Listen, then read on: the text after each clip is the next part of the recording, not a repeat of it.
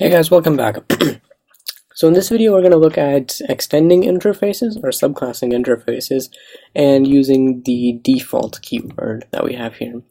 For now I'm going to remove this and I'm going to remove that, and let's see here. I'm going to remove this function right there too. I'm going to rename this function something that makes a little more sense.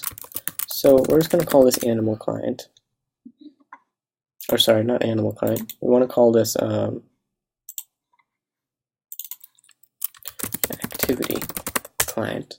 So this interface, it basically just handles items or things that do stuff. So, I mean, that's kind of broad, but in this case it just means whenever something has some kind of ability that it can invoke. So an animal can do something, or a car can do something, right? So let me get rid of this now. And let's first talk about subclassing interfaces. So what does it mean to subclass an interface? Well, when we learned about subclassing objects, like if we subclass this animal class, what we're going to get is we're going to get all the functions and methods that are inside this animal class. We're going to get all of those, and we're also going to get all of the private and public and protected variables, everything, all the variables that are also stored inside the animal class. We may not be able to change the values of some of these variables and methods, but they will still be a part of the subclass that we have. So it's the same principle for interfaces. If we subclass this activity client interface, the subclasses are also going to have this do something function inside of them, or method inside of them. By the way, sometimes I use the words function and method interchangeably. In Java we generally say methods, but in other languages we say functions. Like in C++ we call them functions. You can use either one, it really doesn't matter too much. Anyways, let's declare a new interface, and let's call this interface, it needs to be a little more specific. So how about static activity client, or how about non-movable? I think that makes it a little more clear. So this interface, it's basically for things that it's basically for stuff that doesn't move but that can still do the stuff promised by the activity client method. So it can still do stuff, it just can't move. Like a rock, for example. Over time it can, or if someone picks up a rock, they can throw it and it can do stuff, but so it would have this do something method, and then it would also have some other kind of methods inside of here. So we're just going to extend the activity client interface, and now we can define the methods that we need.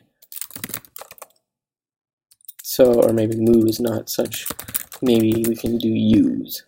So now something can use it. Or maybe like better on use requested. There we go. So now what we can do is we can say, let's create a subclass of animal.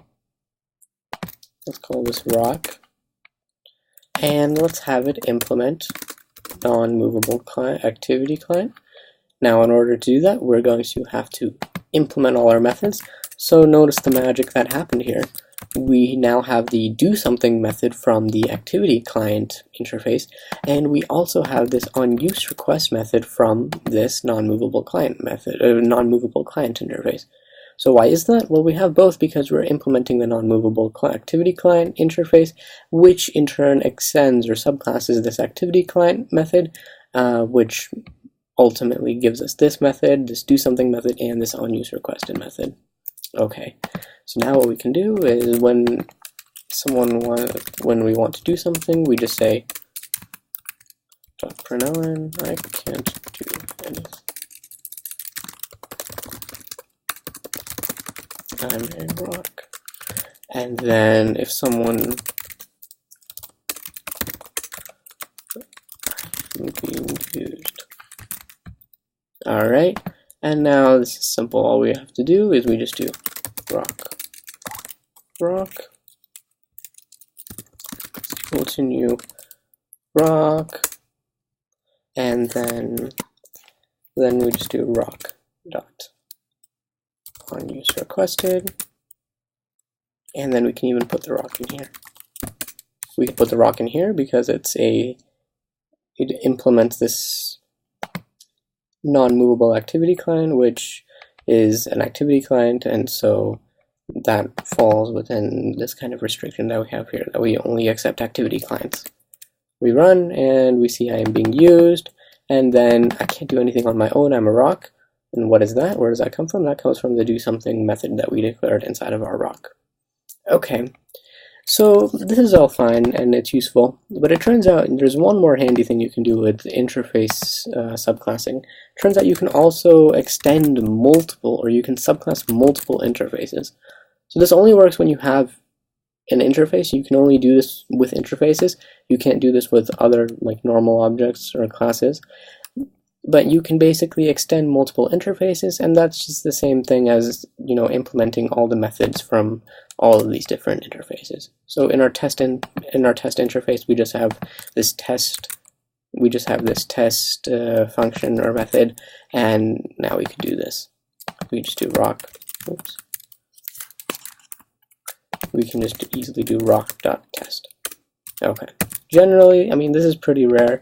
You won't see this too often, but it can be useful in scenarios when you need to implement multiple interfaces.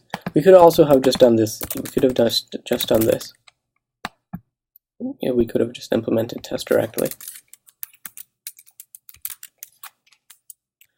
Okay, so now let's look at default methods in our interface. Suppose that we had written a very long program, and our program used this activity client interface multiple times. It used it in the main file, it used it in 10 different classes, a car class, a star class, a basketball player class, so many classes, tons and tons of classes, and we wanted to add a method. Well, this is problematic because, as you know, whenever you have an interface, you have to implement every single method that's inside of it. But if you add another method, if you've already, you know, implemented all of the stuff using the existing interface, and then you want to add a method, you're going to have to go through all of those files and add this method. You know, perhaps leaving an empty definition inside of the implementation because the particular, you know, maybe like the basketball player class, it doesn't actually need to use the new method you're adding. Well, an easy way to get around this is by using the default keyword. What this does is it basically lets you provide a definition inside of your interface.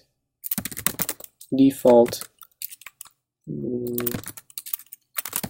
activity, and so we just declare it like this, and we just say println this is default activity. Okay, so what this does is it just provides this default implementation. We can override it inside of or we can implement it inside of any of our classes. For example, we can do add override, and then let me just copy the method name, method signature here. All right, and then I'm just going to void. Okay, let me get rid of the first void. And we can override it just like we would any other method or inside of any other method from an interface, and then we can provide our own implementation. Println this is rocks implementation, and now we can just do item.default activity. So what this is going to do is it's going to go in here. It's going to first see if the type that we have, if the activity client that we have has implemented this default activity method.